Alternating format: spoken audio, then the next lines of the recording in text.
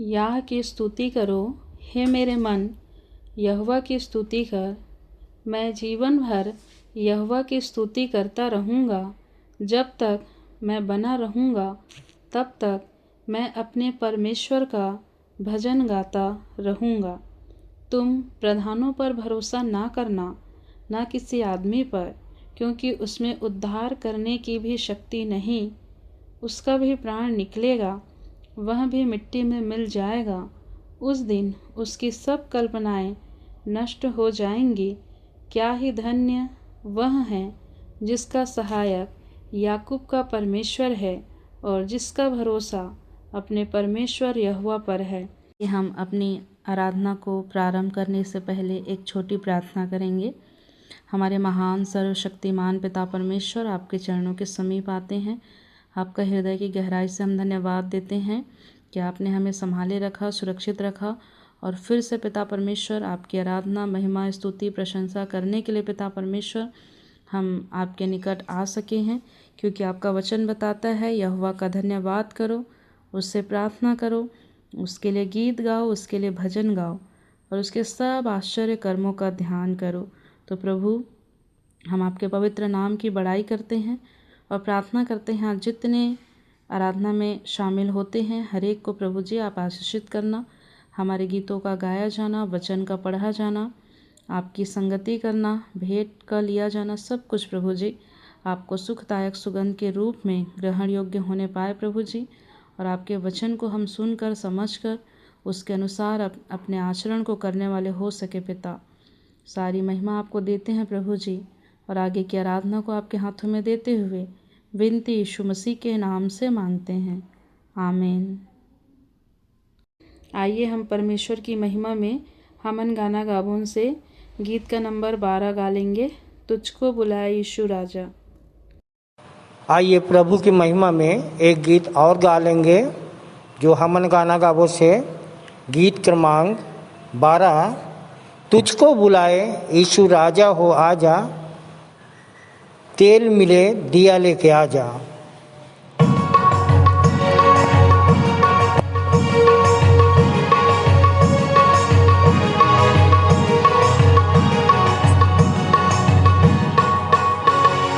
तुझको बुलाए यीशु राजा हो आजा, तेल मिले दिया लेके आजा, मुझे हुई रूह को लेके आजा ओ आजा, तेल मिले दिया लेके आजा।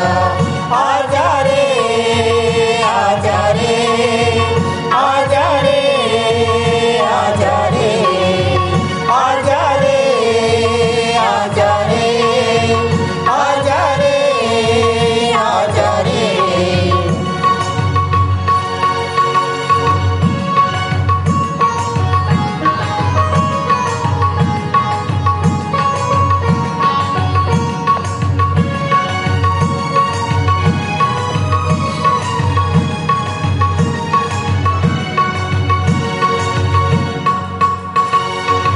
सुस्ती छोड़ो रे, जागो रे, जागो रे, वो बुलाता है तुम्हें, आओ रे, कहीं मौका न जाए और तू फंस जाए, कर फिर द्वार को बंद, खड़ा तू खटखटाए क्या।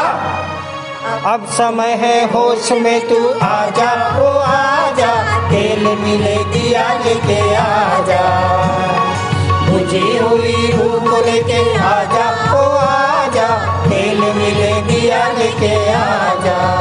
आजा रे, आजा रे, आजा रे, आजा रे।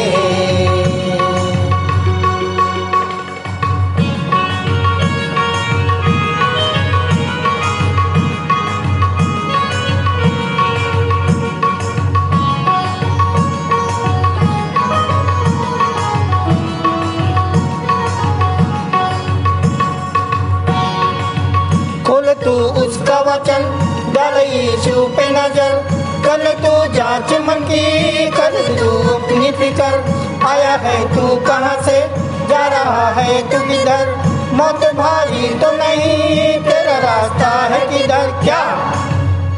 अब समय है होश में तू आजा ओ आजा, खेल मिल दिया लेके आजा, बुझी हुई रूह को लेके आजा ओ आजा, खेल मिल दिया लेके आजा, आजा रे आजा रे आजा रे आजा रे।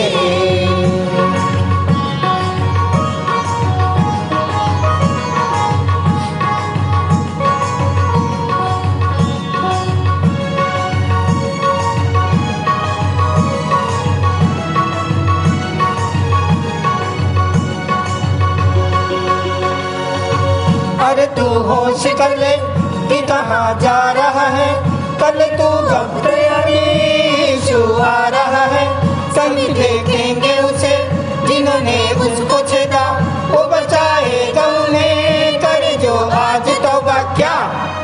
अब समय है होश में तू आजा ओ आजा, तेल मिले दिया लेके आजा, बुझी हुई रूह को लेके आजा ओ आजा, तेल मिले दिया लेके आजा, आजा रे आजा रे आजा रे आजा रे आजा रे आजा रे आजा रे आजा रे। आप सभी को जय मसीह की। मेरा नाम दीपक शेष है। आप सभी को जय मसीह की। मेरा नाम संजना शेष है। सर्वप्रथम मैं परमेश्वर पिता का धन्यवाद करता हूँ कि उन्होंने उत्तरवादी पाठ के लिए मुझे चुना, और अपने संचालक गण का भी मैं धन्यवाद करता हूँ कि इस योग्य मुझे समझा। आइए उत्तरवादी पाठ की रीति से निकाल लेंगे लूका उसका 17वां अध्याय 11 पद से लास्ट 37 पद तक पढ़ लेंगे, जो पृष्ठ क्रमांक नंबर 119 और 120 में पाया जाता है। एक पद मैं पढ़ूंगा और दूसरा पद आप में से संजना के साथ पढ़िएगा। ऐसा हुआ कि जब वह यरूशलेम को जा रहा था तो सामरिया और गलील के बीच से होकर निकला। ज्यों ही उसने किसी गांव में प्रवेश किया तो दूर खड़े 10 कुष्ठ रोगी उससे मिले। उन्होंने ऊंची आवाज़ में पुकार कर कहा, हे यीशु, स्वामी, हम पर दया कर। जब उसने उन्हें देखा तो कहा, जाकर अपने आप को याजकों को दिखाओ। तब ऐसा हुआ कि जाते जाते वे शुद्ध हो गए। अब उनमें से एक ने जब देखा कि वह चंगा हो गया है तो ऊंची आवाज़ में परमेश्वर की बड़ाई करता हुआ लौट आया और उसे धन्यवाद देते हुए मुंह के बल उसके चरणों पर गिर पड़ा। वह एक सामरी था। इस पर यीशु ने कहा, क्या 10 के 10 शुद्ध नहीं हुए थे? तो फिर वे 9 कहाँ हैं? क्या इस परदेशी के अतिरिक्त और कोई नहीं रह गया जो लौटकर परमेश्वर को महिमा देता? उसने उससे कहा, उठकर चला जा, तेरे विश्वास ने तुझे चंगा किया है। फरीसियों द्वारा यह पूछे जाने पर कि परमेश्वर का राज्य कब आएगा, उसने उन्हें उत्तर दिया, परमेश्वर के राज्य का आगमन दृश्यों में नहीं होगा। ना लोग कहेंगे, देखो यहाँ है या वहाँ है, क्योंकि देखो परमेश्वर का राज्य तुम्हारे मध्य है।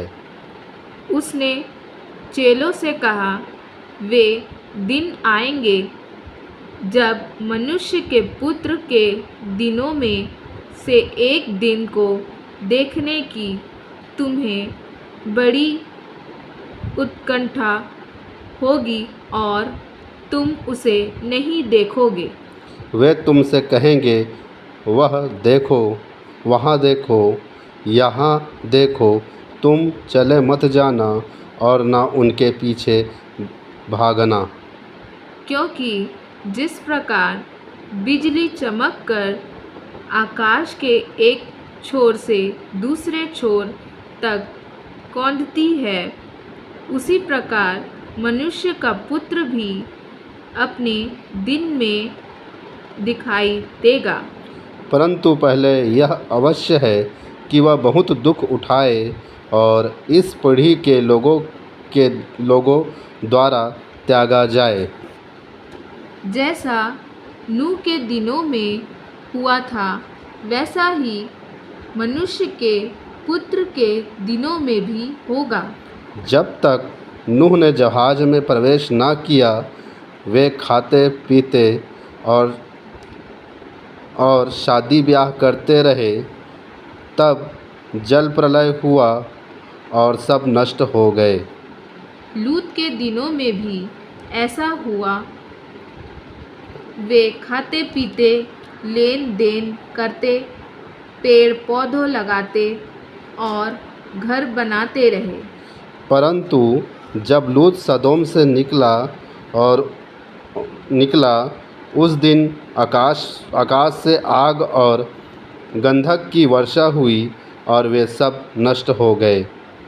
जिस दिन मनुष्य का पुत्र प्रकट होगा, उस दिन भी ठीक ऐसा ही होगा। उस दिन जो छत पर हो और उसका सामान नीचे घर में हो, वह उसे लेने को न उतरे, और इसी प्रकार वह जो खेत में हो पीछे न लौटे। लूत की पत्नी को स्मरण करो। जो कोई अपना प्राण बचाने का प्रयत्न करता है, वह उसे खोएगा, और जो उसे खोएगा वह उसे जीवित रखेगा। मैं तुमसे कहता हूँ, उस रात दो मनुष्य एक चारपाई पर होंगे, एक ले लिया जाएगा और दूसरा छोड़ लिया जाएगा। दो स्त्रियां एक ही स्थान पर चक्की पीसती होगी, एक ले ली जाएगी और दूसरी छोड़ दी जाएगी। दो मनुष्य खेत में होंगे, एक ले लिया जाएगा और दूसरा छोड़ दिया जाएगा। आइए अंतिम वचन हम सब एक साथ पढ़ लेंगे। तब उन्होंने उनसे पूछा, हे प्रभु, यह कहाँ होगा? उसने उनसे कहा, जहाँ शव होगा वहाँ गिद्ध भी इकट्ठे होंगे। परमेश्वर पिता इस जीवित वचन के पढ़े जाने सुने जाने पर हम सबको आशीष दे। अब सभी को जय मसीह।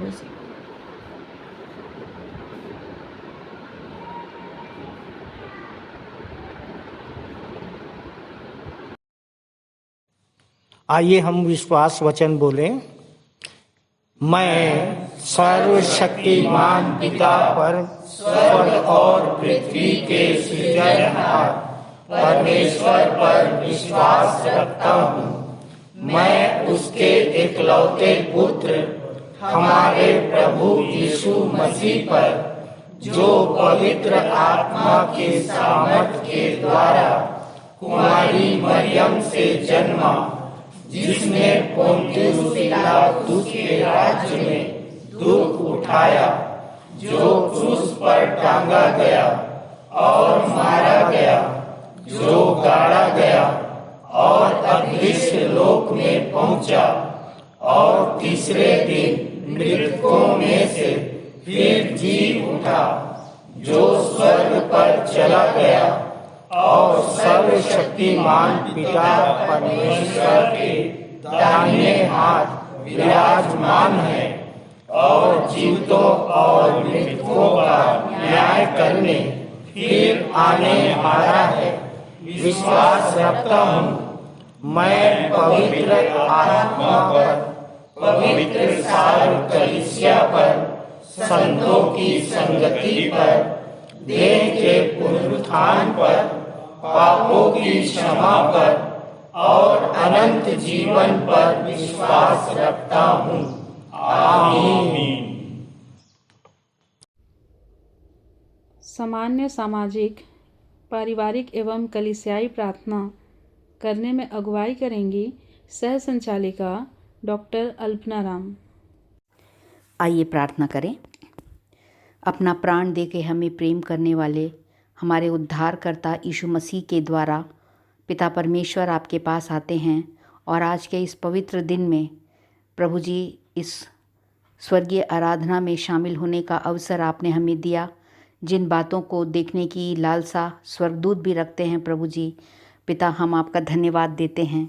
सामर्थी पिता परमेश्वर प्रभु जी, आज जितने भी लोग आराधना में शामिल हुए हैं सबों को आप आशीषित कीजिए। हम धन्यवाद देते प्रभु जी, ये एक सुंदर दाग की बारी है जिसको आपने बनाया, आपने सींचा प्रभु जी और आपने बढ़ाया है पिता। प्रभु जी हम आपका बहुत धन्यवाद देते हैं प्रभु कि ये सुंदर भवन आपने हमको दिया।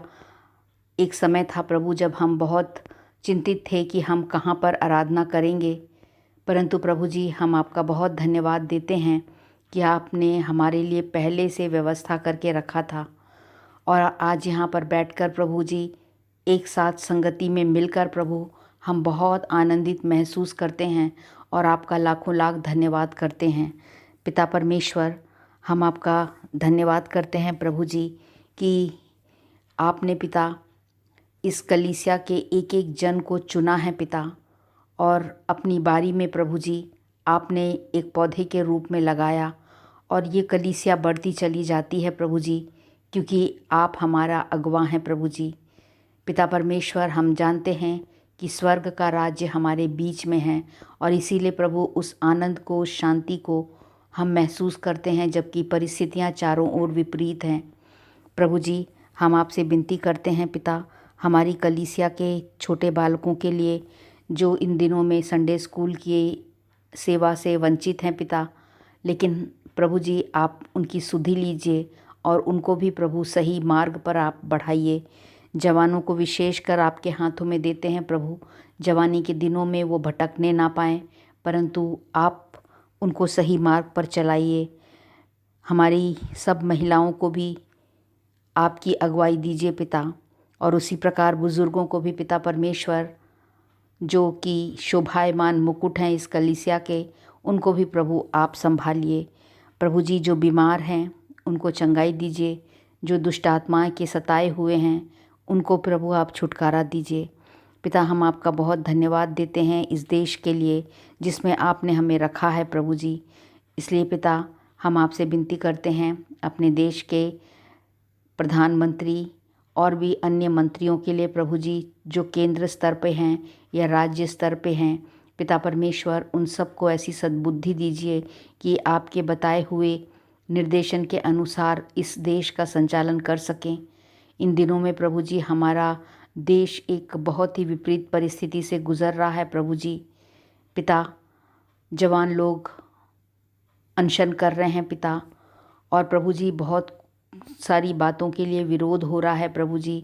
हर तरफ पिता परमेश्वर डिस्टर्बेंस है, परंतु इसके बावजूद प्रभु जी आपने हमको शांति दी है, इसके लिए धन्यवाद करते हैं प्रभु जी। प्राकृतिक आपदाएं भी हैं, कई जगह बाढ़ से लोग परेशान हैं प्रभु, कितने ही जाने बाढ़ से चली गई प्रभु जी पिता, और उसी प्रकार और भी अन्य प्राकृतिक आपदाएं हमारे देश में आ रही हैं, जैसे भूकंप है प्रभु जी, बड़े बड़े एक्सीडेंट हो रहे हैं, परंतु प्रभु जी आपकी उपस्थिति इस देश में बनी रहे और इस देश में शांति का माहौल हो सके प्रभु जी। हम आपसे विनती करते हैं पिता, पूरे विश्व में भी प्रभु हम जब देखते हैं कि वातावरण प्रभु जी युद्ध का है और बहुत से लोग बेघर हो रहे हैं, मारे जा रहे हैं पिता परमेश्वर, प्रभु जी शैतान अपना कार्य कर रहा है, लेकिन प्रभु जी आप शैतान को कंट्रोल कर सकते हैं। इसलिए प्रभु जी पूरे विश्व में एक शांति स्थापित हो सके। प्रभु जी हम आपसे विनती करते हैं पिता, इन दिनों में प्रभु जी हमारे राज्य में और भी अन्य हमारे देश के राज्यों में सताव बहुत चरम पे पहुंच रहा है प्रभु जी, और तरह तरह के ऐसे कड़े कानून बनाए जा रहे हैं प्रभु जी, और बहुत सारे पादरी पास्टर्स प्रभु जी आज बंदी गृह में हैं पिता परमेश्वर प्रभु जी। और आपने हमसे पहले ही कह दिया था कि मेरे नाम के कारण सब लोग तुम्हें सताएंगे, परंतु ये गवाही देने का अवसर होगा। इसलिए प्रभु जी हम उन सभी हमारे आदरणीय पासबानों के लिए प्रार्थना करते हैं प्रभु जी, जो सताव झेल रहे हैं पिता प्रभु जी, उन सबको अपनी सामर्थ्य से परिपूर्ण कीजिए। कहीं भी कोई हताश और निराश न होने पाए, परंतु आपकी उपस्थिति को अपने जीवन में अनुभव करें। जहाँ पर भी हों वहाँ पर एक गवाही आ सके पिता परमेश्वर। बंदी गृहों में प्रभु जी बंधुओं को छुटकारा देने के लिए आप आए, और प्रभु शायद इसी कारण से आज हमारे बहुत से पास्टर्स आज जेल के अंदर हैं प्रभु जी पिता, ताकि बंदियों को भी छुटकारा मिल सके। प्रभु जी हम आपसे विनती और प्रार्थना करते हैं कि प्रभु जी इस पूरे हमारे पूरे राज्य में प्रभु एक शांति का वातावरण हो सके पिता। और प्रभु जी जो मसीही लोग हैं, जो अपने आप को आपके पीछे चलने वाले कहते हैं, वो डरने और घबराने ना पाएँ प्रभु जी, परंतु प्रभु जी आप हर एक जन को सामना करने की आत्मा दीजिए पिता, कि वो शैतान का सामना कर सकें। और भी इन दिनों में प्रभु बड़ी बेदारी आ सके और नई नई आत्माएं आपके चरणों पर आ सकें प्रभु जी पिता। हम आपसे विनती और प्रार्थना करते हैं उन संस्थाओं के लिए भी जो कार्य कर रही हैं पिता, प्रचार का कार्य करती हैं, उन सबों को भी पिता परमेश्वर आप हर प्रकार का सपोर्ट दीजिए पिता, सहायता भेजिए पिता परमेश्वर, कि वो संस्थाएं भी प्रभु जी आपके कार्य को कर सकें। फिर से एक बार परमेश्वर पिता यहाँ पर जितने उपस्थित हैं, जितने लोग ऑनलाइन भी इस आराधना को सुन रहे हैं, सबों को आपकी आशीष मिले प्रभु जी। हमारे संचालक जी को भी आप अपनी सामर्थ्य से, अपने दर्शन प्रकाशन से परिपूर्ण कीजिए पिता, और हमारे आचार्यों, सह आचार्यों, सहायक सह आचार्यों, सबों को प्रभु जी आप अपनी स्वर्गीय आशीषें दीजिए, ताकि प्रभु वो आपके कार्यों को कर सके इन दिनों में प्रभु जी, जब हम चाहते हैं कि हमारा भी एक मंदिर, एक कलीसिया बन सके पिता परमेश्वर, और उसके लिए हम प्रयास करते हैं प्रभु जी। तो प्रभु आप उसमें भी हमारी अगुवाई और मार्गदर्शन कीजिए पिता परमेश्वर। फिर से एक बार प्रभु जी अपना समर्पण आपके हाथों में करते हैं, और पूरी आराधना में आपकी अगुवाई चाहते हुए प्रार्थना अपने उद्धारकर्ता यीशु मसीह के नाम से मांगते हैं, आमीन। आप सबों को खुदावन प्रभु यीशु मसीह के नाम में जय मसीह की। मेरा नाम श्रीमती जूही नेहालाल जलाल है। मैं मसीहा मंदिर बिलासपुर से हूँ, और परमेश्वर को बहुत धन्यवाद करती हूँ कि उन्होंने ये सुअवसर मुझे प्रदान किया कि मैं आप लोगों के साथ आज वचन शेयर करने पाती हूँ। प्रियो, आज का जो वचन मैं आप लोगों के साथ शेयर करूँगी वो पाया जाता है इफिसियों 6:10-17 में। आप में से बहुत लोग इस वचन को कई बार पढ़ चुके होंगे, और इस पे कई बार आप लोगों ने बहुत से मैसेज भी सुने होंगे। ये बहुत नोन सा वचन है, लेकिन मुझे ऐसा लगा कि आज की स्थिति जो चारों तरफ हम युद्ध की देख रहे हैं, तो क्यों ना मैं इस युद्ध के बारे में और इन सब चीज़ों के बारे में आप लोगों के साथ मैं वचन हमें क्या बताना चाहता है युद्ध के बारे में, ये मैं आप लोगों से शेयर करूं। प्रियो, पौलुस कहते हैं कि परमेश्वर के सारे हथियार बांध लो कि बुरे दिनों में सामना कर सको, क्योंकि हमारा युद्ध मांस और लहू से नहीं परंतु अंधकार की शक्तियों से है। प्रियो, ये जो पूरा टॉपिक है वो आत्मिक युद्ध और आत्मिक हथियार के ऊपर है। और जैसा कि हम सब जानते हैं कि अभी के जो हम हालात देख रहे हैं कि चारों तरफ हमें युद्ध ही युद्ध नज़र आ रहा है, यूक्रेन और रशिया का, ईरान और अमेरिका का। इंडिया में भी हम देख रहे हैं आज की परिस्थिति कि हम गृह युद्ध देख रहे हैं कि लोग एक दूसरे के ऊपर दोष लगा रहे हैं, एक दूसरे से लड़ाइयाँ कर रहे हैं, एक दूसरे के साथ बुरा व्यवहार कर रहे हैं, और कहीं पर भी हमें अभी शांति महसूस नहीं हो रही है। चारों तरफ हम सिर्फ लड़ाई झगड़े और ये सारी बातें ही देखने पा रहे हैं। परंतु प्रियो, हम ये जानने की कोशिश करेंगे कि परमेश्वर हमें क्या बताना चाहते हैं युद्ध के बारे में, और परमेश्वर हमसे क्या चाहते हैं कि हम किस तरह का युद्ध करें। और इसलिए प्रियो, मैं चाहती हूँ कि आप लोग सब अपने अपनी बाइबल में ये अध्याय ज़रूर पढ़ें। और ये बहुत ही सुंदर वचन है यहाँ पे, जो हमें बहुत अच्छी शिक्षा देता है कि हमें किस तरह से युद्ध करना है। हमें युद्ध करना ज़रूर है, ऐसा नहीं है कि हमें युद्ध नहीं करना है, लेकिन किस तरह से हमें युद्ध करना है ये वचन हमें बहुत अच्छी तरह से समझाता है। प्रियो, हम संसार में देखते हैं कि संसार के जो लोग हैं वो मांस और लहू से लड़ते हैं। उनका एक दूसरे से युद्ध होता है और वो मांस और लहू से होता है। ये संसारिक युद्ध होता है। लेकिन परमेश्वर जानते हैं कि अगर परमेश्वर को इस संसार को या इस संसार के लोगों को ख़त्म ही करना होता तो परमेश्वर के लिए वो कोई बहुत बड़ी बात नहीं है। नूह के समय हम देखते हैं कि परमेश्वर ने वर्षा की और कितने लोग ख़त्म हो गए। और हम बहुत से ऐसी जगहों पे देखते हैं जहाँ परमेश्वर को क्रोध आया और उन्होंने पूरा का पूरा शहर सदोम और अमोरा पूरा शहर जला दिया। तो परमेश्वर के लिए चीज़ों को ख़त्म करना और लोगों को सज़ा देना या लोगों को मिटा देना ये कोई बहुत बड़ी बात नहीं है। लेकिन परमेश्वर चाहते हैं कि हम बच सकें, और इसी वजह से परमेश्वर चाहते हैं कि हम इन सब चीज़ों में ना फंसें, हम संसारिक रूप से ना लड़ें। और हमें जो लड़ाई लड़नी है, जो मेन लड़ाई है, वो मांस और लहू की नहीं बल्कि अंधकार की शक्तियों से है। अंधकार की शक्तियाँ अर्थात शैतान जो है वो हमें पूरी तरह से इन सारी लड़ाई झगड़ों के बीच हमें फंसाना चाहता है। लेकिन परमेश्वर चाहते हैं कि हम इन सब चीज़ों में ना फंसे और अपना पूरा ध्यान जो है वो हम सिर्फ परमेश्वर की बातों में लगाएं। इसलिए प्रियो, अगर हमें लड़ना है या हम एक योद्धा बनना चाहते हैं तो उसके लिए हमें ये वचन है जो इफिसियों 6 उसके 10 से 17 में आप पढ़ेंगे तो वहाँ आपको ये सारी चीज़ें मिलेंगी। और एक युद्ध के लिए अगर हम तैयार हो रहे हैं जो कि आत्मिक युद्ध है, संसारिक युद्ध नहीं, तो उसकी तैयारी के लिए हमें क्या क्या करना है ये हमें यहाँ पे मिल जाता है, जो कि आपको मैं बहुत शॉर्ट में बताऊंगी। आप इसका और अच्छी तरीके से पढ़ के आप अध्ययन कर सकते हैं अपनी बाइबल में। अगर एक युद्ध के लिए हमें जाना है और अगर वो युद्ध है जो वो आत्मिक युद्ध है और वो हमको शैतान से लड़ना है जो कि दिखाई भी नहीं देता। मांस और लहू के लोग तो हमें दिखाई देते हैं, लेकिन जो शैतान है और शैतान की शक्तियां हैं वो हमें दिखाई नहीं देती। तो उससे हम कैसे लड़ सकते हैं? तो उसके लिए हमें अपने आप को, सबसे पहले एक सैनिक को क्या करना पड़ता है, एक योद्धा को क्या करना पड़ता है, उसको ड्रेसअप होना पड़ता है, उसको तैयार करना पड़ता है अपने आप को, ताकि वो अपने आप को शैतान से बचा सके। और दूसरी चीज़ है कि उसके पास ऐसा हथियार होना चाहिए जिससे वो शैतान पे वार भी कर सके। तो प्रियो, ये दोनों ही चीज़ें परमेश्वर ने हमें दी हुई हैं, जिसके बारे में मैं आपको बताऊंगी। जिसमें सबसे पहली चीज़ है सत्य से कमर कसे।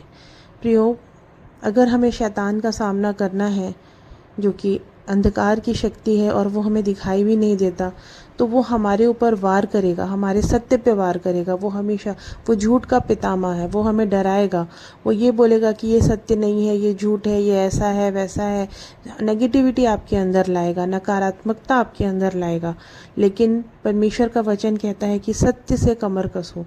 अर्थात जब भी एक सैनिक, एक योद्धा तैयार होता है तो सबसे पहले वो अपनी कमर कसता है। और कमर कसना मतलब अपने बेल्ट को बांध लेना और तैयार हो जाना किसी भी चीज़ के लिए कमर कस के। और परमेश्वर का वचन कहता है कि मार्ग, सत्य और जीवन मैं ही हूँ। यूहन्ना 14:6 में हम ये देखेंगे कि परमेश्वर का वचन कहता है कि मार्ग, सत्य और जीवन मैं ही हूँ, और इस बिना परमेश्वर के द्वारा कोई भी स्वर्ग में नहीं पहुँच सकता। इसलिए प्रियो, हमें सत्य जो है वो हमारे जीवन की नींव है। तो हमें सबसे पहले अपने कमर को कसना है सत्य के द्वारा, ये जानते हुए कि मार्ग, सत्य और जीवन यीशु मसीह है। दूसरी चीज़, जब एक सैनिक, एक योद्धा तैयार होता है तो वो धार्मिकता की झिलम, ये जो वचन है यहाँ पे लिखा हुआ है धार्मिकता की झिलम। झिलम का मतलब होता है एक, जैसे हम कुर्ता समझ लें या शर्ट समझ लें, ऊपर की तरफ, जो ऊपर की तरफ पहना जाता है, जो हमारे शरीर के ऊपरी भाग में को ढकता है, जो हमारे हृदय के ऊपर रहता है।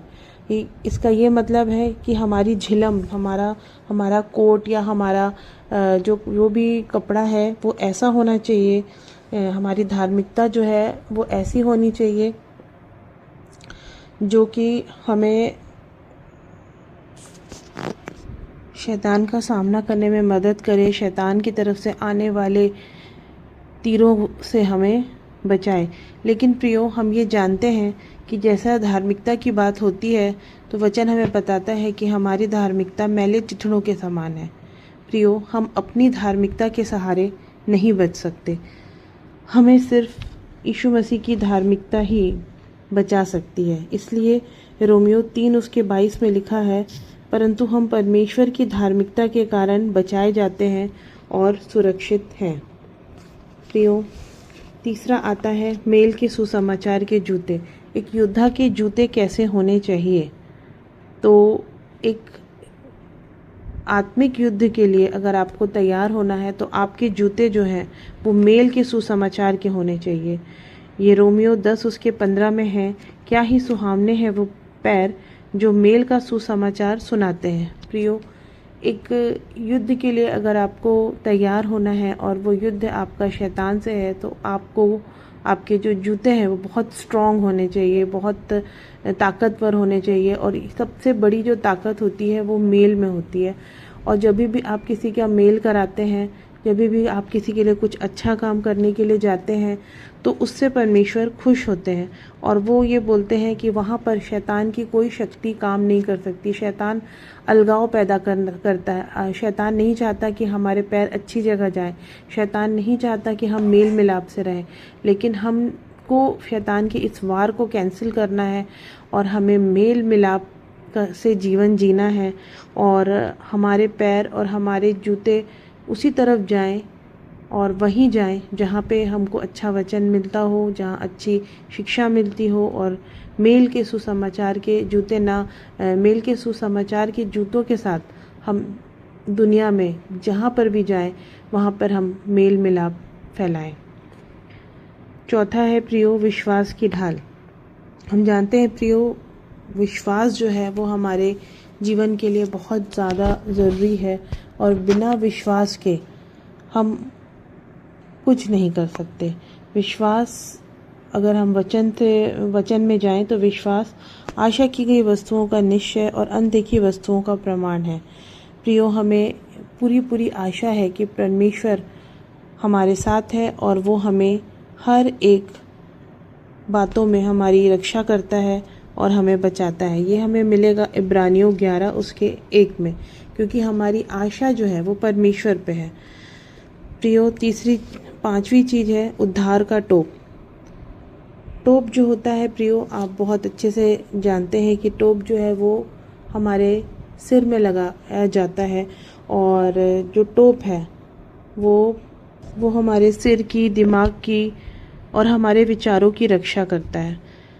प्रियो, हम ये जानते हैं कि उद्धार का जो टोप है वही हमें परमेश्वर के पास ले जा सकता है। उद्धार जो है वो हमारे लिए बहुत ज़रूरी है और किसी भी तरह से हमारा उद्धार शैतान के द्वारा हमसे छीना ना जाए, इसीलिए हमें उद्धार के टोप की ज़रूरत है। और आप लोगों को उद्धार के बारे में मिल जाएगा। विश्वास के द्वारा, अनुग्रह से ही हमारा उद्धार हुआ है और हमें कर्मों के द्वारा भी उद्धार मिला हुआ है।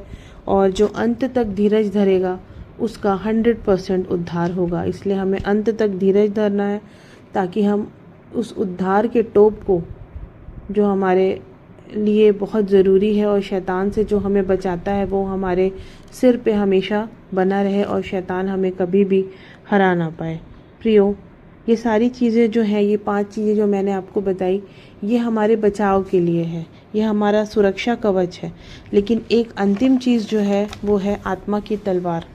और ये जो तलवार है प्रियो, ये आत्मा की जो तलवार है, ये परमेश्वर का वचन है जो हमें इब्रानियों 4 उसके 12 में मिलेगा। परमेश्वर का वचन जीवित, प्रबल और दोधारी तलवार से भी चोखा है, जो गांठ गांठ और गुदों गुदों को आर पार छेद करता है। प्रियो, परीक्षा की घड़ी यीशु मसीह के ऊपर भी आई, उन्होंने भी वचन के द्वारा ही अपनी परीक्षा में वो पास हुए।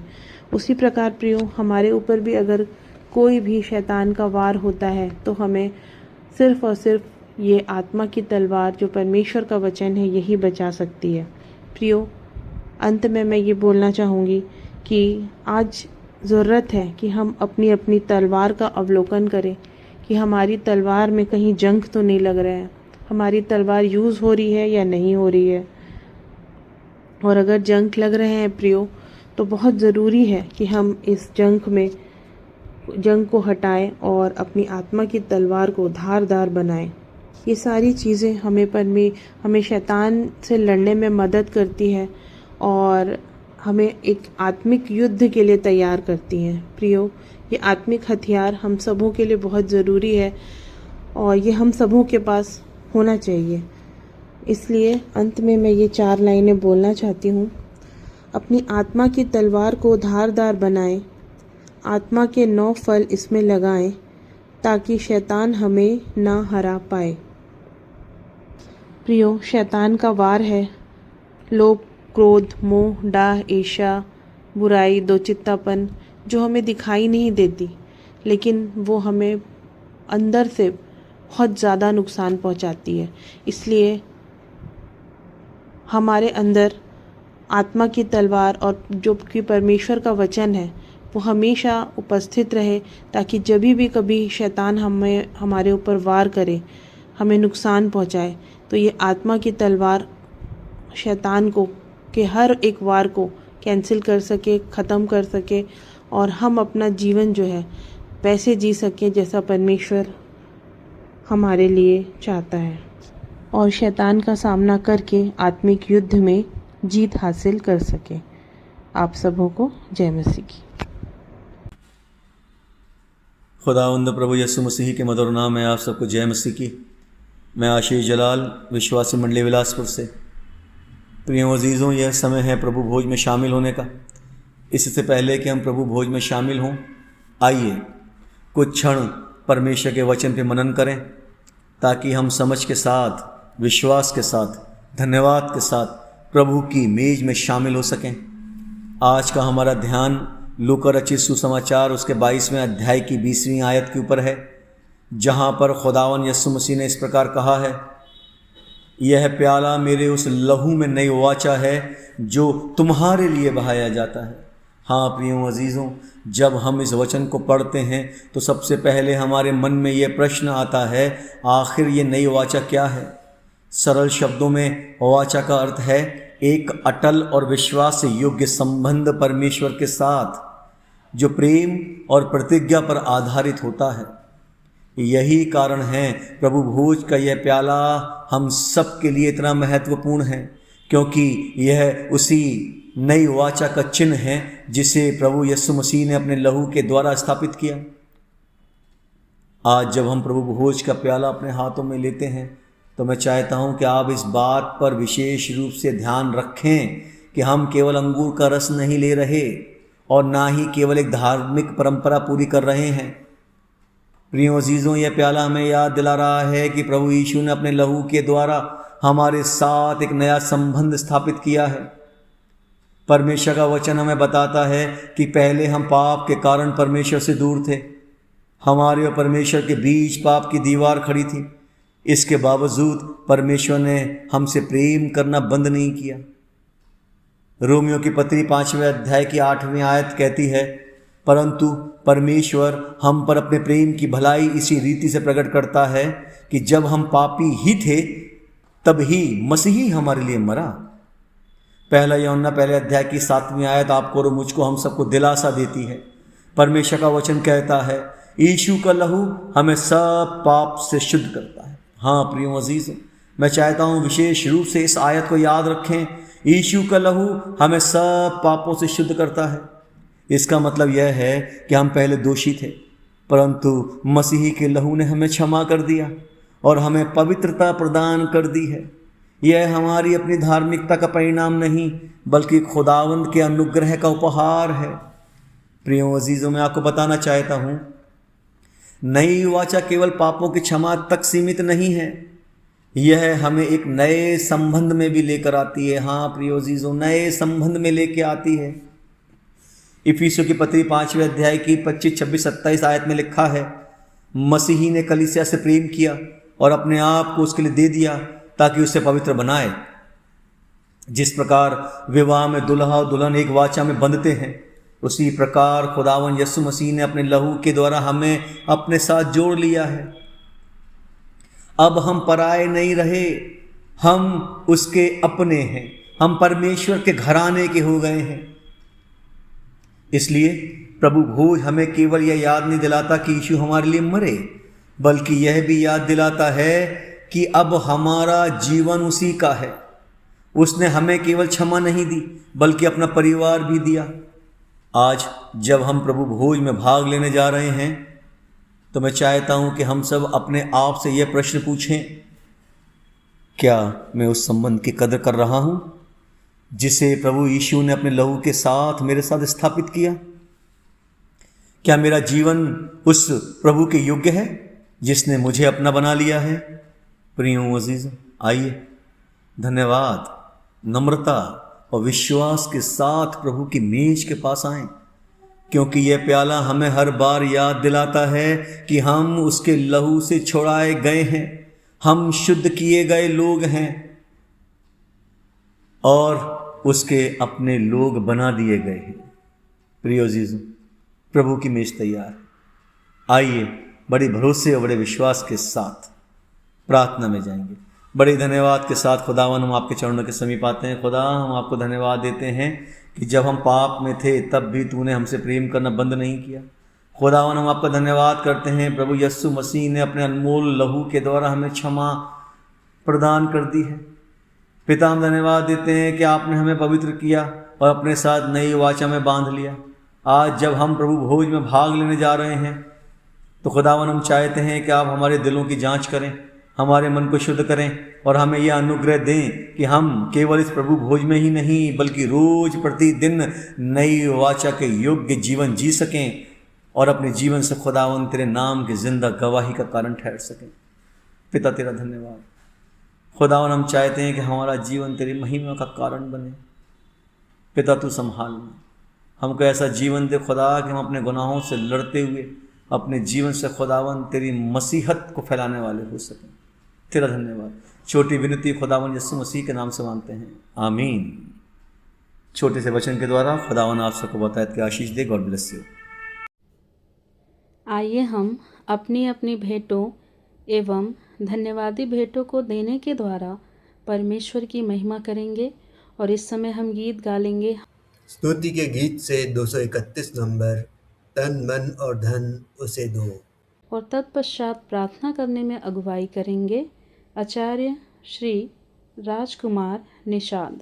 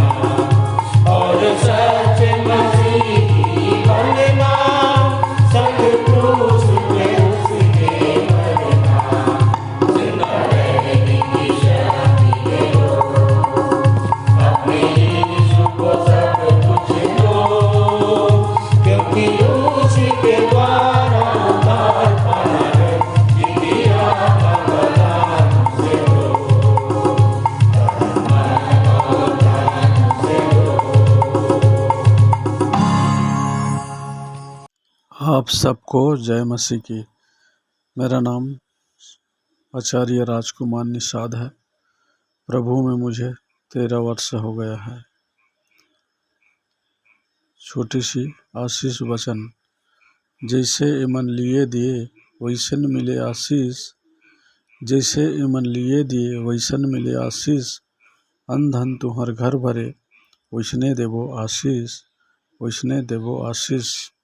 आइए हम प्रार्थना करें, अपनी आंखें को बंद करें, ध्यान परमेश्वर की ओर लगाएं। पिता परमेश्वर, आप ही से प्राप्त समस्त आशीषों का छोटा सा अंश भेंट स्वरूप आपके चरणों में लाए हैं। इसे बड़ी दया से ग्रहण कर लीजिए। प्रार्थना करते हैं ऐसा हो सके कि आपके महिमा के कार्यों में खर्च किया जा सके। निवेदन प्रार्थना करते हैं प्रभु जी, और जो अंश हमने अपने पास रखा है उसे भी खर्च करने की सद्बुद्धि दीजिए। और जिन हाथों ने यह भेंट चढ़ाई है उनके आय के स्रोतों पर, बाल बच्चों पर, उनकी योजनाओं पर आपकी विशेष आशीष को चाहते हैं प्रभु जी। और जिन्होंने विशेष भेंट चढ़ाई है उनके जीवन में यह स्वर्ण अवसर बार बार आ सके। हम मौद्रिक मानसिकता से बचकर निर्बलता में सामर्थ्य की सिद्धि दिखा सके, अपने आप को जीवित, पवित्र और परमेश्वर को भावता हुआ बलिदान करके चढ़ा सके। आगे की शेष प्रार्थना आपके पवित्र हाथों में सौंपते हुए छोटी विनती उद्धारकर्ता प्रभु यीशु मसीह के नाम से मांगते हैं, आमीन। उत्तरवादी पाठ पर हम मुख्य संदेश सुन लेंगे हमारे संचालक जी से। प्रभु यीशु मसीह के मधुर और मीठे नाम में आप सबको जय मसीह की। परमेश्वर का धन्यवाद हो फिर से इस अवसर के लिए कि उसके वचन में से है अपन सब कुछ मेरी और आपकी शिक्षा के लिए सीख सकते हैं। सो आज का उत्तरवादी पाठ है लूका 17, 11 से 37। और प्रियो, हमारे जीवन में और दर्शन में पाप का एक महत्वपूर्ण रोल है और विश्वास है और हमारा कर्तव्य भी है। सो आज के पाठ में लूका ये सब बातें समझाना चाहता है। और जैसा कि आप सब जानते हैं कि लूका एक डॉक्टर था और ये यीशु मसीह का चेला नहीं था, परंतु जो भी वो बहुत सी पुस्तकें पढ़ करके और बहुत सी जानकारी एकत्रित करके उसने उन बातों को का सार संक्षेप लिखने का प्रयास किया, और उसमें हमें देखना है कि हमारे से पहले भूतकाल में क्या क्या हुआ और उसके बाद वर्तमान में क्या क्या हो रहा है और भविष्य में क्या होने वाला है। तो ये वर्तमान भूत भविष्य का दर्शन है। सो हम कुछ पंक्तियां पढ़ रहे हैं 11 से 19 तक का, लूका 17 का 11 से प्रारंभ कर रहा हूँ मैं। और ये गिडियन बाइबल्स पढ़ रहा हूँ, इसलिए पुरानी बाइबल में थोड़े से शब्द अलग हो सकते हैं, क्योंकि हमारे लोगों के पास ये बाइबल बहुतायत से पाई जाती है और इसलिए मेरे को इसमें से पढ़ना पड़ता है। और ऐसा हुआ कि जब वह यरूशलेम को जा रहा था तो सामरिया और गलील के बीच से होकर निकला।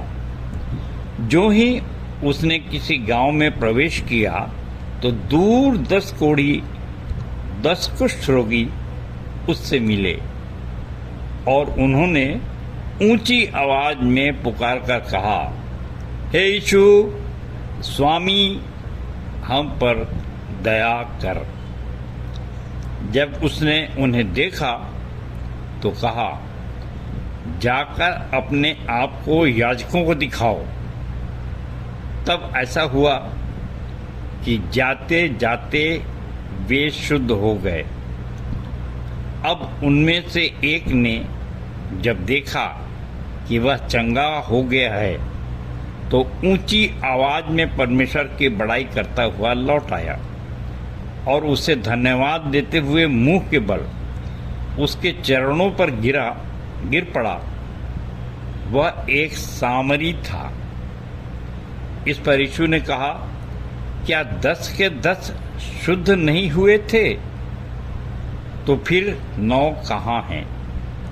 क्या इस परदेशी के अतिरिक्त और कोई नहीं रह गया जो लौटकर परमेश्वर को महिमा देता? उसने उससे कहा, उठकर चला जा, तेरे विश्वास ने तुझे चंगा किया है। प्रियो, यहाँ पर इस घटना में 3 बातें हैं। पहला है याजक, दूसरा है सामरी, और तीसरा है दोबारा फिर से चंगाई। अब इसमें 14वें पद में देखिए तो ऐसा लिखा है, जब उसने उन्हें देखा तो कहा, जाकर अपने आप को याजकों को दिखाओ। और ऐसा लगता है कि यीशु मसीह टाल दिए। और मैं आपको बता दूं कि उस समय जो धार्मिक आज्ञा हुआ करते थे वे याजक, शास्त्री, फरीसी, ये सब धार्मिक आज्ञा थे। और यीशु मसीह उन्हीं को बताना चाहता था कि आप कैसी धार्मिकता करते हो और क्या कर रहे हो, क्या नहीं कर रहे हो, कैसा तुम्हारा विश्वास है, कौन सा पाप तुम कर रहे हो या नहीं कर रहे हो, और अपने कर्तव्य को पूरा कर रहे हो कि नहीं कर रहे हो। काम यहाँ कर रहे हैं परंतु दिखा उनको रहे हैं। और इसीलिए मत्ती 23 में यीशु मसीह कहते भी हैं, शास्त्री और फरीसी मूसा की गद्दी में बैठे हुए हैं, इसलिए जो तुमसे कहें मानना और करना, परंतु उनके से काम मत करना। सो प्रियो, अगर हम धार्मिक अगुवे बन रहे हैं, चाहे पादरी पास्टर हों, चाहे हमारे यहाँ चलता है आचार्य या हम संचालक और बिशप, ये सब धार्मिक अगुवे में आते हैं। और यीशु मसीह ज़्यादा उन्हीं की तरफ अपना ध्यान केंद्रित करते थे। और विशेष करके मैं भी कोशिश करता हूँ कि मैंने अपने आप को देखा और अपने प्रियों को भी कि हम अलग अलग वर्ग से आते हैं, अलग अलग जाति से आते हैं। खासकर हमारे देश में जाति प्रथा बहुत है और शुरू से इसके लिए संघर्ष भी लोग कर रहे हैं, आप सब जानते हैं। और ये जो दलित वगैरह होते थे उस समय में भी सारी बातें होती हैं।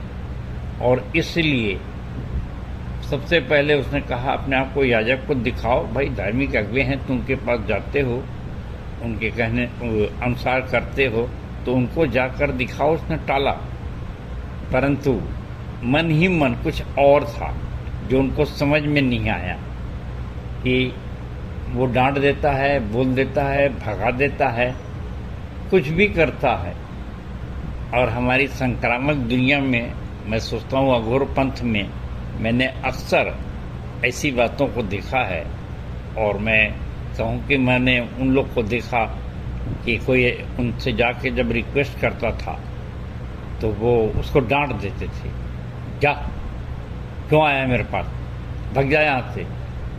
और वो कोई तो लात भी मार देते थे, परंतु उनका विश्वास इतना तगड़ा था। और ये क्या बात है कि बाद में उनके लिए वो हो जाता था जिस मकसद से हो गए, भले कि वो कहते भाई कि हमने तुझे गुरु माना है और ये है दास है प्रभु का, और इसने हमको अगर लात से मार कर भगा भी दिया तो भी कोई बात नहीं, उसका आशीर्वाद तो मिल गया। ये सब बहुत चर्चा का विषय है जो मैंने प्रैक्टिकल देखा है, परंतु कुछ बातें जो हमारी बाइबल में आ जाती हैं तब मैंने सोचा कि देखो ये कैसा संक्रामक विश्वास होता है कि उसने कह दिया। और इसी प्रकार से उसने, अगर हम उस कनानी स्त्री को देखें मत्ती 15 की, तो वहाँ पर भी उसने 3 बार उसको इनकार किया था। उसके कड़े शब्द, जबकि चेले सिफारिश कर रहे थे, उसने उसकी अनदेखी किया। उसकी बेटी बीमार थी और दौड़ते चली आती थी, परंतु उसकी नहीं सुना। परंतु जब चेलों ने कहा कि भाई बहुत चिल्लाते हुए दौड़ते चली आती है, प्रभु कुछ तो करिए इसके लिए, तो उसने कह दिया कि मैं इजराइल की खोई हुई भेड़ों के अतिरिक्त और तीसरे के पास नहीं भेजा गया हूँ और ऐसा काम नहीं करूँगा। परंतु जब वो आई तो फिर उसने तीसरी बार ये भी कहा कि बच्चों की रोटी कुत्तों के सामने डालना उचित नहीं है। पर वाह रे स्त्री, उसने कहा कि प्रभु कुत्ते भी उस छूरछार को पाल लेते हैं। और तब उसका मन भर गया और यीशु मसीह ने कहा, हे नरी तेरा विश्वास बड़ा है, इसी समय तू चंगी हो जा। और वो हो गई। मतलब ये देखिए कि संक्रामकता कैसी होती है कि उसके डांट फटकार सारी चीज़ें जो वो कष्ट पहुंचाता है तो भी उसको स्वीकार कर लेते हैं, खुश रहते हैं आशीर्वाद के रूप में। परंतु क्या आज इस समय ऐसा कुछ दिखाई देता है कि हमारे बीच में कि अगर हम जिसको मानते हैं और उसमें अगर हमने मान लो अनुभव किया है संक्रामकता है, तो हम इस प्रकार से नम्र और दीन हों। और प्रियों, या तो हमारे जीवन में ऐसा कुछ हुआ नहीं, परंतु अगर ऐसा हो रहा है तो कितने आनंद की बात है। तो ये अपने अनुभव की बात है। पर मैं आगे बढ़ रहा हूँ कि देखिए उसने उनको टाल दिया, जाओ याजकों को दिखाओ, परंतु वे जाते जाते चंगे हो गए। यहाँ पर तो हो गए लिखा है। और इसके पश्चात मैं दूसरा कह रहा था कि दूसरी बात यहाँ बात आई सामरी। और ये जो था, लौट के 10 में से एक ही जन आया धन्यवाद देने के लिए। अब मुख के बल गिरा और धन्यवाद दिया, और वह सामरी था। तो उस समय सामरी को अछूत मानते थे। परंतु देखिए कि आज हमारे में होड़ तो होती है। मैंने सुना है कि यहाँ पर भी बहुत सी बातें पहले कही जाती थी, मैं इस जात से आया, बड़ी जात से आया, छोटी जात से आया, ये छोटी ये से विश्वासी बना है, इत्यादि इत्यादि। परंतु हम जानते हैं दयाबंद शिमरोनी के दृष्टांत ने भी, वहाँ पर भी एक सामरी तरस खाया, याजक नहीं खाया, लेवी नहीं खाया। तो सामरी के लिए अगर हम छोटी जाति के हैं, और उसने कहा कि हे प्रियो, यीशु मसीह कहते हैं, पौलुस ने समझाया कि भाई अपने बुलाए जाने का तो सोचो। क्या बहुत से कुलीन और जो बुद्धिमान शक्तिशाली लोग बुलाए गए? ऐसा नहीं है। परंतु उसने जगत के मूर्खों तुच्छों को चुना, बल्कि नीचों को, यानी कुलीन के विषय में पौलुस कहता है कि हम अगर छोटी जात के भी हैं तो हम बड़ा काम करेंगे, क्योंकि परमेश्वर के राज्य में हमारे लिए कोई जात पात के काम से कोई छोटा पुरस्कार नहीं है। सो इस बात को विशेष रूप से ध्यान रखें। और आज के समय में, सताव के समय में, जबकि हम पर ये आरोप भी लगाए जाते हैं कि इन लोग बहुत नीचे निची जात के लोगों को प्रचार करके प्रभु में लाते हैं, बड़े बड़े और ऊंचे लोगों को नहीं लाते, इस प्रकार की बातें होती हैं। परंतु हम जानते हैं कि जिसने भी सुसमाचार पाया तो परमेश्वर उनके अनुसार कुछ न्याय नहीं करता कि ये छोटी जात का है या बड़ी जात का है। सो ये परमेश्वर का न्याय है।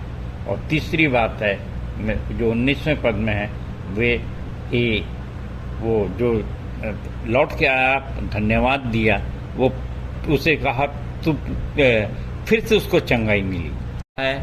उसने उससे कहा उठकर चला जा, तेरे विश्वास ने तुझे चंगा किया।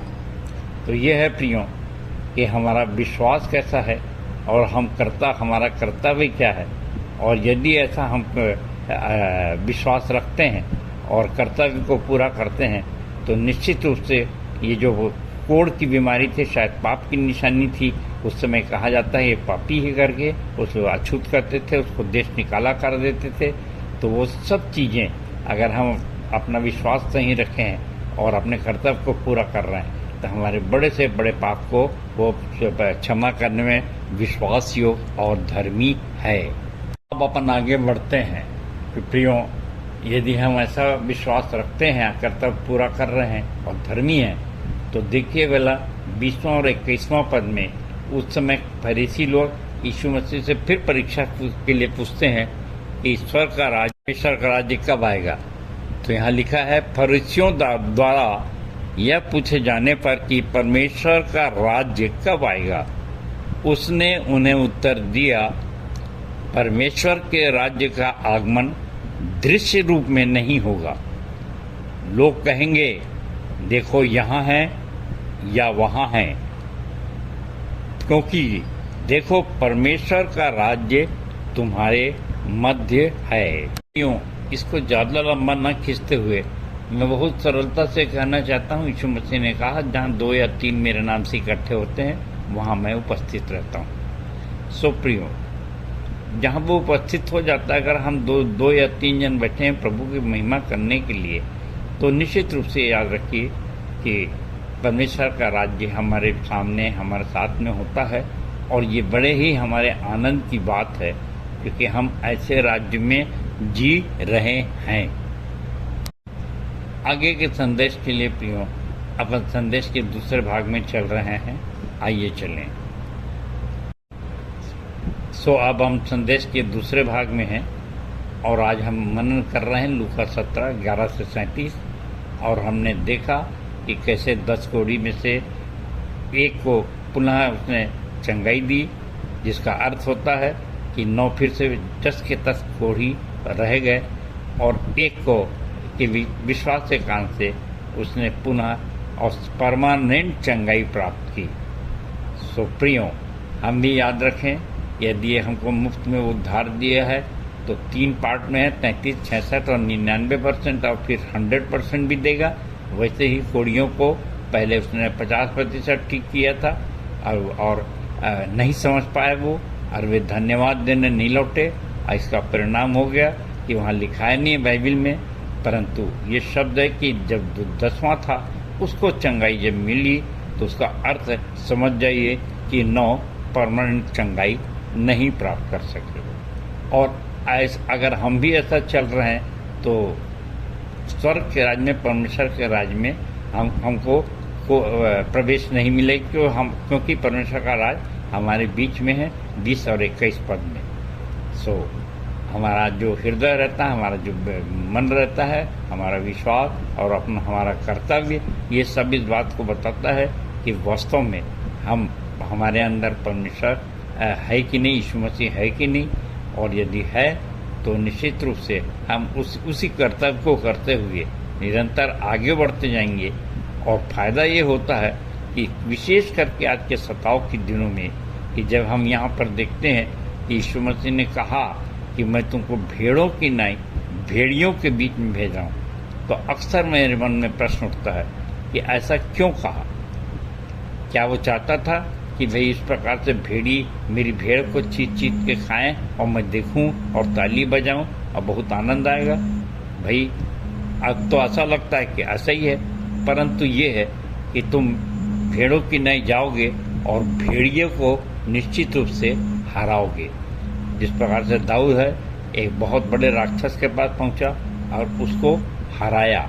तो ये है कि परमेश्वर ऐसे ही कार्य करके आज हमको भी गवाह बनाना चाहता अपना, और परमेश्वर का राज इसी प्रकार से फैलता चला जाएगा। सो बड़े आनंद की बात, हर बातों को सुने तब हमको स्वर्ग राज में जीने का आनंद आएगा। सो प्रियो, ऐसी विचारधारा के साथ अपन आगे बढ़ रहे हैं। तो अब 22वां पद देखिए, ये सारी बातें अगर हम प्रैक्टिकल में नहीं आजमाते हैं तो ये समय भी हमारे हाथ से निकल सकता है। सो उसने चेलों से कहा, वे दिन आएंगे जब मनुष्य के पुत्र के दिनों में से एक दिन को देखने की तुम्हें बड़ी उत्कंठा होगी और तुम उसे नहीं देखोगे। सो प्रियो, कितने आनंद की बात है हमारे लिए कि आज ही हम जब वो हमारे बीच में है तो हम उसका फायदा उठा लें। परंतु ये हमेशा ऐसा नहीं कि वो चांस हमको बार बार मिलेगा, क्योंकि वचन कहता है अवसर को बहुमूल्य जानो क्योंकि दिन बुरे हैं। अक्सर लोगों को मैंने देखा है कि कभी वो सोचते हैं अभी तो बहुत दिन है, बाद में हम कुछ कर लेंगे। मैंने बोला तत्काल भाई आप निर्णय लो और ऐसा करो। तो लोग घबरा जाते हैं, बोलते नहीं अभी हम और परिपक्व हो जाएं या नहीं समझें या अभी हम बच्चे हैं। और ये वचन कहता है कि अवसर को बहुमूल्य जानो क्योंकि दिन बुरे हैं। परंतु इन बातों को समझ नहीं पाते कई लोग। और जैसे मैंने लिखा अपने कौन जाएगी कविता में कि मैं जाऊंगा अवश्य, परंतु पहले रिटायर हो जाने दो और उससे पहले मुझको मेरा मुर्दा गाड़ कर आने दो। तो ये है टाल मटोली लोगों की होती है और फिर ऐसा होता है कि मौका ही नहीं मिल पाता। और इसलिए यीशु मसीह यहाँ पर अलर्ट हो जाएंगे कि वो अलर्ट करना चाहते हैं, सावधान करना चाहते हैं कि वे दिन आएंगे जब मैं तुमसे दूर हो जाऊंगा। अभी मैं तुम्हारे साथ रात दिन हूँ और बाद में इसके पश्चात मेरे जाने के बाद लोग तुमको भ्रमित करेंगे और फिर धंधा भी बना लेंगे। ध्यान रखिए, भ्रमित करेंगे और धंधा भी बना लेंगे। ये मैं पढ़ रहा हूँ आपसे 23वां वचन से, वे तुमसे कहेंगे वहाँ देखो यहाँ देखो, तुम चले मत जाना और न उनके पीछे भागना, क्योंकि जिस प्रकार बिजली चमक कर आकाश के एक छोर से दूसरे छोर तक कौंधती है, उसी प्रकार मनुष्य का पुत्र भी अपने दिन में दिखाई देगा। परंतु पहले यह आवश्यक है कि वह बहुत दुख उठाए और इस पीढ़ी के लोगों द्वारा त्यागा जाए। प्रियो, इस पीढ़ी के लोगों के द्वारा त्यागा जाए, ये सब होना है और ये सब हो रहा है। आज के समय में बहुत से ऐसे लोग हैं कि जो बहुत वचन सुनना चाहते हैं। अब वे सोचते हैं कि हम रात दिन वचन सुन रहे हैं तो हम बहुत धर्मी हो गए, यह वचन बहुत अच्छे से जान गए, यह बहुत अच्छे उत्तम शब्दों के साथ हम उसका प्रचार कर रहे हैं। परंतु यदि वो प्रैक्टिकल नहीं है उनके जीवन में, और जैसे मैंने कहा कि न्याय के समय तुमने छोटे छोटे में से एक के लिए किया तो मेरे लिए किया, फिर किसी खोजी भ्रमित आवश्यकवान व्यक्ति को सच्चे परमेश्वर के ज्ञान से अवगत कराना है। फिर यीशु मसीह ने कहा कि मेरा अभिषेक कंगालों को सुसमाचार सुनाने के लिए किया गया। तो ये सब ऐसी बातें हैं कि जहाँ हमको प्रैक्टिकल करना है। और जैसे पौलुस कहता है कि बहुत से लोग बहुत वचन सुनते हैं, किस लिए? कानों की खुजली मिटाने के लिए। और मैं कानों की खुजली मिटाने के लिए संदेश नहीं सुनाना चाहता। और यहाँ पर ये प्रचारक बहुत ऊंचा रहा है, वो प्रचारक को आपने नहीं सुना, ये बहुत अच्छे बोलता है, आप सुनते रह जाएंगे। कई बार ऐसा होता है, मुझको भी लोग बोलते हैं कि आपने उसको सुना, आपने इसको सुना, उसके सुनने वाले इतने फॉलोअर हैं इसके पास इतनी भीड़ है। मैं कहा ये किस दुनिया के में खो गए हैं लोग। प्रियो, स्मरण रखिए, दूसरा तिमुथियुस 4:3-4 में बहुत स्पष्ट रूप से पौलुस ने समझाया है कि लोग खरी शिक्षा नहीं सुनेंगे और बल्कि ऐसे वचन सुनेंगे जिसमें खूब आनंद आ रहा हो। बड़ी भीड़ है, बहुत अच्छे वक्ता हैं, शब्दों की उत्तमता से बोलते हैं, यानी कान की खुजली मिटाने के लिए वचन को सुनना चाहते हैं। एक बार बहुत बड़े कोई प्रचारक आए बम्बई में और मेरे बहुत से प्रिय मित्र लोग वहाँ पर गए और मैं स्मरण करता हूँ कि एक भाई ने आकर कहा, अरे भैया हम प्लेटफॉर्म में थे और उनके जो क्वायर थी उसमें 300-400 लोग बजाने और गाने वाले लोग आए थे और ये हुआ कि जब वो गाए और बजाए तो स्टेशन में लोग चंगे होने लग गए। मैंने कहा बहुत बड़ी चंगाई है भाई, पर मैंने कहा आप कितना चंगा हुए हैं। प्रियो, अब ये तो मैं क्या बोलूं, हो सकता है कि वो कहें भाई मेरे को कोई रोग ही नहीं था तो मैं काहे की चंगाई वाली बात करता हूँ, परंतु मैं सोचता हूँ काश वो ऐसे चंगे हो जाते कि वे भी कंगालों को सुसमाचार सुनाने के लिए और भी नए जोश उमंग से अपने प्राण की बाजी लगाने वाले हो जाते और मैं उनको देखता तो निश्चित रूप से मुझको भी महसूस होता है कि वास्तव में वो बहुत ऊंचे प्रचारक थे, बहुत संक्रामक प्रचारक थे और उसका असर देखो कि इसके जीवन में कितना बड़ा परिवर्तन आया।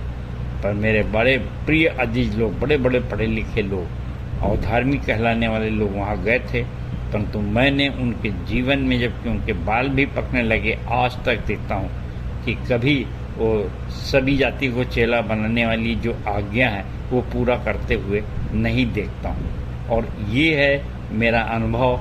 सो मैं आप लोगों से ऐसा ही कुछ बांटना चाहता हूँ कि ऐसा ही यीशु मसीह यहाँ पे कह रहे हैं कि मैं चला जाऊँगा और वे धंधा बना लेंगे।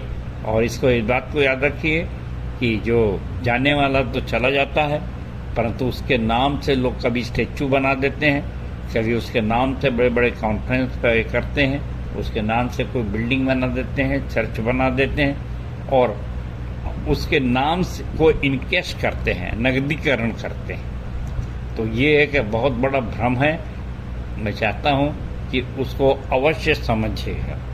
उसको एक जो कहना चाहिए याद आता है, जबकि मैंने कहीं पढ़ा था कि बहुत ही अच्छे दार्शनिक हमारे अगुए हुए हैं, राष्ट्रपिता महात्मा गांधी, बहुत आदर्शवादी थे, सब अच्छा था उनका और वो अब संसार में नहीं है, आप सब जानते हैं, उनकी हत्या कर दी गई।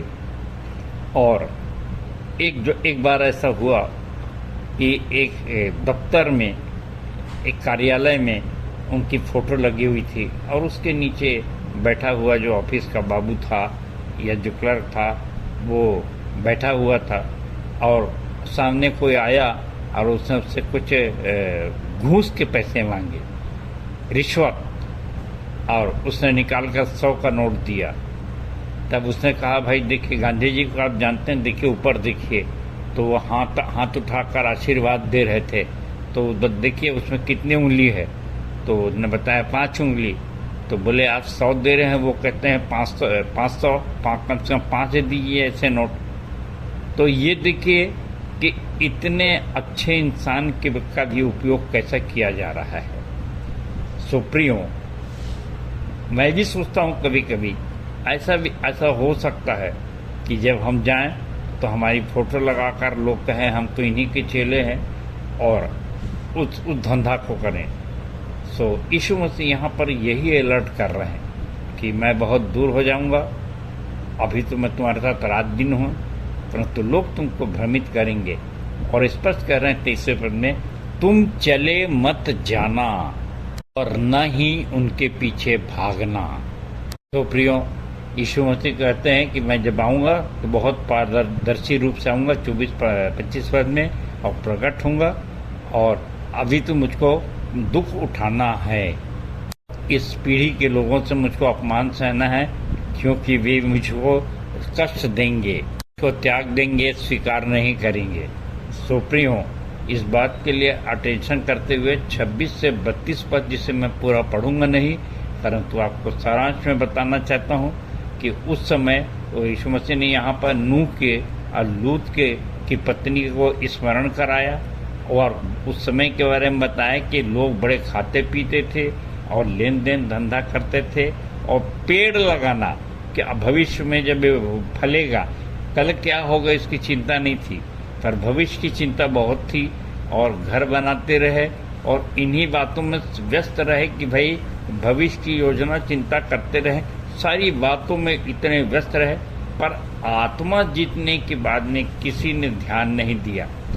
और इसलिए आज हम अटेंशन रहिए कि आज ही अपने प्रतिदिन के जीवन में हमको एक आत्मा को जीतते भी जाना है और भविष्य के लिए उसको न टालें, और ये फैसला कर लीजिए तो निश्चित रूप से आपके सारे काम जो हैं वो परमेश्वर पूरा करेगा। और अगर आप ऐसा विचार रखते हैं तो देखिए बहुत सारी बातें हैं। जब सताव भी आ रहा है तो 33 से 36 पद में यीशु मसीह ने बताया कि कैसे सताव आएगा और हम कैसे कैसे अपने प्राण को बचाने के लिए, अपने भविष्य को संभालने के लिए कोशिश करते रहेंगे। तो स्पष्ट रूप से यीशु मसीह ने कहा, जो अपने प्राण को बचाएगा निश्चित रूप से वो अपने प्राण को खोएगा। क्योंकि सदोम और अमोरा में इसी तरह आग और गंधक से की आग से परमेश्वर ने जलाया था। यीशु मसीह ने कहा कि भाई दो जन एक साथ खाते पीते और साथ सोते और ऐसी बातें होंगी, परंतु उनमें से एक उठा लिया जाएगा, एक छोड़ दिया जाएगा। तो अपने साथी से भी आप सावधान रहें। भविष्य की चिंता करने वालों चेलों ने पूछा उससे कि ये सब कहाँ होगा प्रभु, और उसने कहा 37वें पद में कि जहाँ शव होगा वहाँ गिद्ध भी इकट्ठे होंगे। के आगे के लिए प्रियो हम वचन के तीसरे भाग में चल रहे हैं। आइए चलें। अब हम वचन के तीसरे भाग में हैं और यहाँ पर ये विचारणीय है प्रियो कि जहाँ लोथ है वहाँ पर गिद्ध होंगे। और प्रश्न उठता है, हम क्या हैं, जिंदा हैं या मुर्दा? और साधारणतः अगर देखा जाए तो कोई भी इस बात को स्वीकार करने के लिए कोई विश्वासी राजी नहीं होगा कि हम तो जिंदा हैं भाई, हम मुर्दा कहाँ हैं भाई। और यहाँ पर यीशु मसीह फिर से मैं उन बातों को याद करूँगा, मत्ती 8 भाई, जहाँ पर यीशु मसीह ने एक धनी से एक व्यक्ति से कहा था कि भाई तू मेरे पीछे हो ले, और उसने कहा मैं अपने मेरे पिता की मृत्यु हो गई और मैं जानना चाहता हूँ। और यीशु मसीह कहना पड़ा फिर हम गाड़ करके मिट्टी देकर आता हूँ। बड़ी साधारण सी बात थी। मैं सोचता हूँ कि इससे बड़ा महत्वपूर्ण क्या काम हो सकता है। और बात तो है, परंतु यीशु मसीह ने कहा कि भाई मुर्दों को अपने मुर्दे गाड़ने दो और तू मेरे पीछे हो ले। तो इस स्वर्ण अवसर को जो होता है बताने के लिए यीशु मसीह ने कहा मैं बहुत क्षणिक समय के लिए हूँ और मैं तुमको अनंत जीवन पे पहुँचाऊँगा। और कभी भी उसने मुर्दों को बहुत ज़्यादा महत्व नहीं दिया। तो प्रियो यहाँ पर विचारणीय विषय है कि क्यों महत्व नहीं दिया। और मैं आप के लिए और अपनी शिक्षा के लिए बताना चाहता हूँ कि जब कभी आप सोचिए अपने अंदर में कि एक सिद्धि, एक अनुभूति, यदि आपको ईश्वर के सारे पावर दे दिया जाए, जैसे यीशु मसीह ने कहा स्वर्ग और पृथ्वी का सारा अधिकार मुझे दिया गया है, तो क्या इतना बड़ा अधिकार आपको मिल जाए तो कभी आप 1 एकड़ 2 एकड़ के लिए या कोई ज़मीन के लिए या कोई प्रॉपर्टी के लिए जो पृथ्वी में है, क्या उसको कोई महत्व देंगे? मैं सोचता हूँ कि कोई बोले भाई कि मेरे पीछे यीशु के पीछे मत जा, मैं तेरे को होटल ताज दूंगा। और तो क्या हम कहाँ पर हैं? हम क्या सोचते हैं? क्योंकि शैतान ने जब यीशु मसीह की परीक्षा लिया तो उसने भी यही कहा, सारे संसार के वैभव दिखाकर कहा कि ये सब कुछ मैं तुझको दे दूंगा, तो मुझको प्रणाम बस कर दे। सुप्रियो, अगर हमारी विचारधारा संपत्ति की है, मनी माइंडेड है, निर्बलता में सामर्थ्य सिद्धि को नहीं प्राप्त किए हैं, तो ऐसी बहुत सी बातें हैं। इसीलिए मैंने कहा कि बहुत से लोग, हो सकता है हमारे विश्वासी लोग भी, जो बहुत सुंदर संदेश दे रहे हैं, बहुत अच्छा ज्ञान है उनका, ये बहुत समस्या वाली बात है कि वे भी अगर ये विचारधारा नहीं रखते तो निश्चित रूप से वो मुर्दे ही हैं। और जहाँ पे सिद्धि नहीं है तो वहाँ पर निश्चित रूप से गिद्ध तो आएंगे। सो मेरे प्रियो, विशेष करके विश्वासी मंदिर के लोगों, विशेष करके इस प्रवचन पे ध्यान रखें। बड़ी मेहनत करके आप लोगों के लिए बोर्ड बनाए गए हैं और उसमें लिखा गया है कि गिद्ध से बचने के लिए ज़रूरी है बने सिद्ध। और इसमें विशेष ध्यान रखें कि निर्बलता में मेरी सामर्थ्य सिद्ध होती है।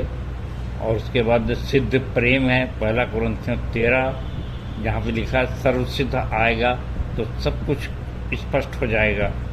और तीसरी बात है कि सिद्ध लोगों में परमेश्वर का गुप्त ज्ञान भेद की रीति पे बताने के विषय, 1 कुरिन्थियों 2, 6 और 7। तो ये सब बातें हैं।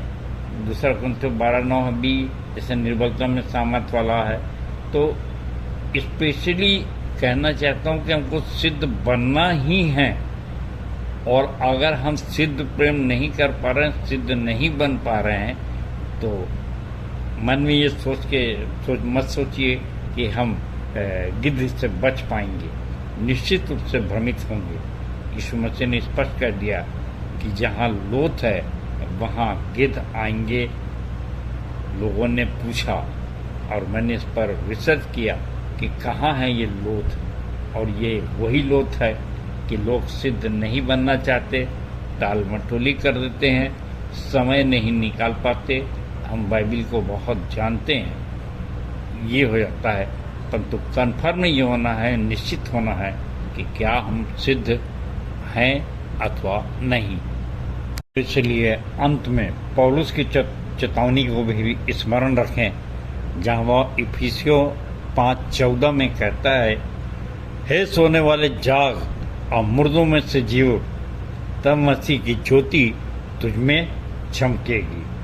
सो निश्चित रूप से जब जहाँ ज्योति होगी और जहाँ पर मसीह की ज्योति चमक रही, वहाँ कभी गिद्ध आ ही नहीं सकता। सो आइए सिद्ध बने, श्रेष्ठ प्रेम करें और फिर संक्रामक बने। और जब ऐसा हम संक्रामक होंगे तो निश्चित रूप से हमको किसी से प्रमाण पत्र लेने की ज़रूरत नहीं है। निश्चित रूप से हमारी संक्रामकता का असर ये होगा कि हम जो हमारे संपर्क में आएगा वो विश्वासी बन जाएगा। सो परमेश्वर अपने वचन के कहे जाने पर आशीष दे।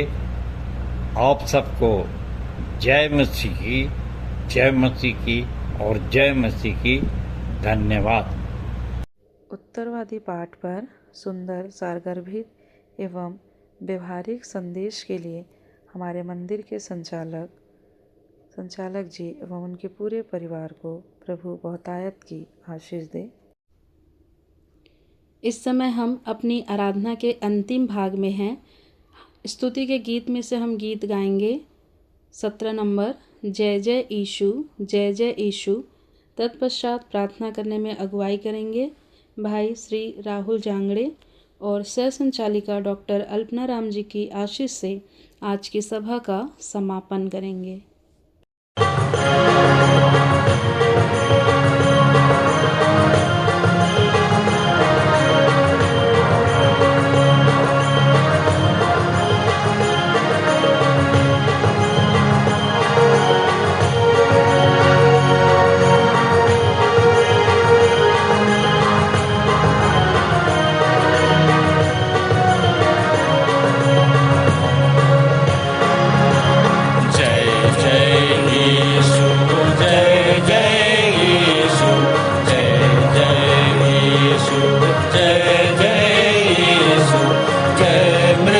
जय जय जयकार।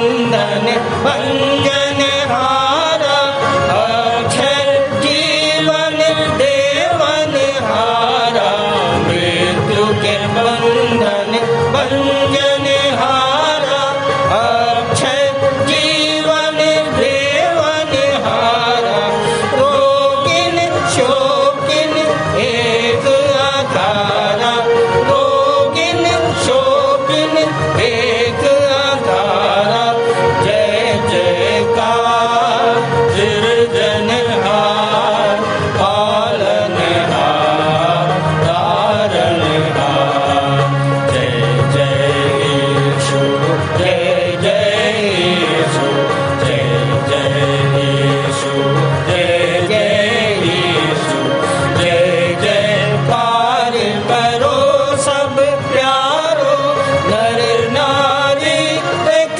संग पुकारो, जय जयकार करो सब प्यारो, नर नारी एक संग पुकारो, नारा मारो जय ललकारो, नारा मारो जय ललकारो, जय जयकार सृजनहार, पालनहार, तारणहार, जय जय यीशु, जय जय यीशु, जय जय यीशु, जय जय यीशु, जय जय यीशु, जय जय यीशु।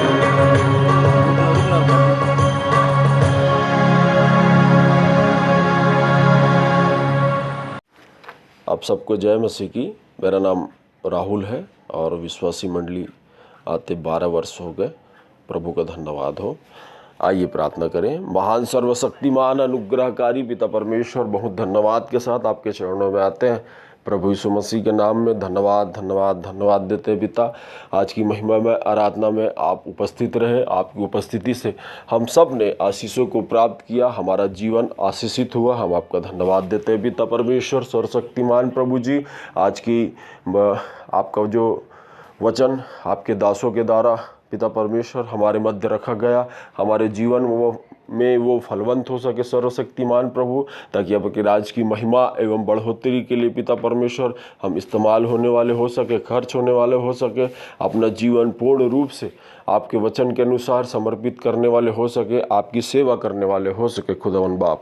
हाँ पिता प्रभु, आज के गीतों का गाया जाना, वचन का बोया जाना, भेंटों का चढ़ाया जाना पिता परमेश्वर, नई लोगों को आया जाना, सब कुछ आपको ग्रहण योग्य हो सके पिता। होने दे प्रभु, आप बढ़े हम घटे प्रभु। जैसे इस सप्ताह पिता परमेश्वर आपने हम सबों को संभाला, आने वाले सप्ताह भी हमें संभालिएगा पिता परमेश्वर। हम सबको, हमारी कलीसिया को, हमारे कलीसिया के हर एक जनों को, हर एक बाल बच्चों को, माता पिता को, तमाम पवित्र लोगों को, अगुओं को, हमारे हम सबको संभाले रखिएगा प्रभु। हाँ परमेश्वर पिता, धन्यवाद देते हैं प्रभु, जिन्होंने भी भेंटे पिता परमेश्वर बहुतायत से चढ़ाया, उनके जीवन में भी बहुत बड़ी आपकी आशीष होने वाले हो सके पिता परमेश्वर। सारे आदर महिमा गौरव आपको देते हो परमेश्वर पिता।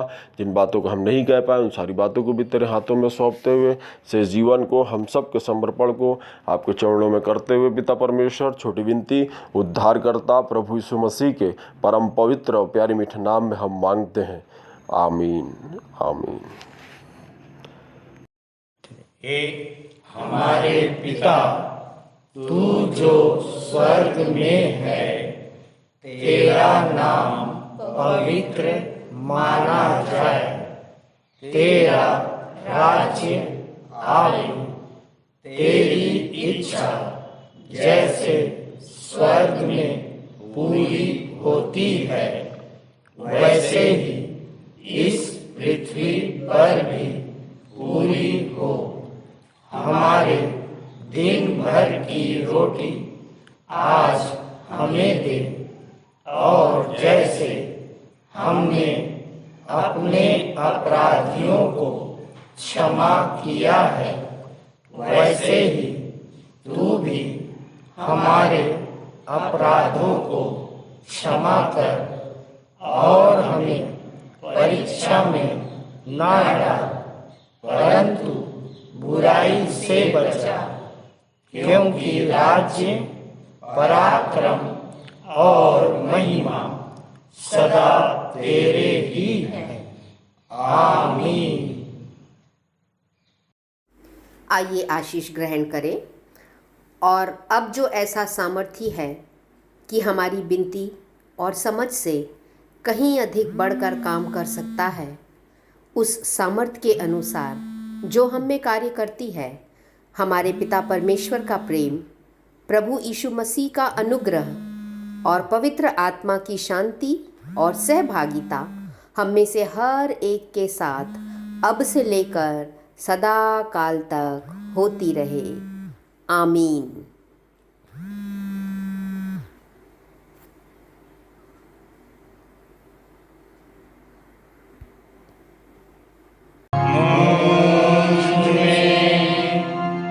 यीशु की शोभा दिखाई उसका अद्भुत प्यारा माता हे तू आत्मा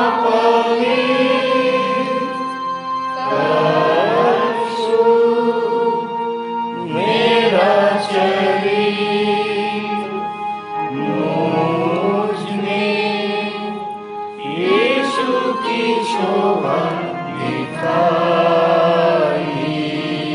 दे। आमीन। आमीन।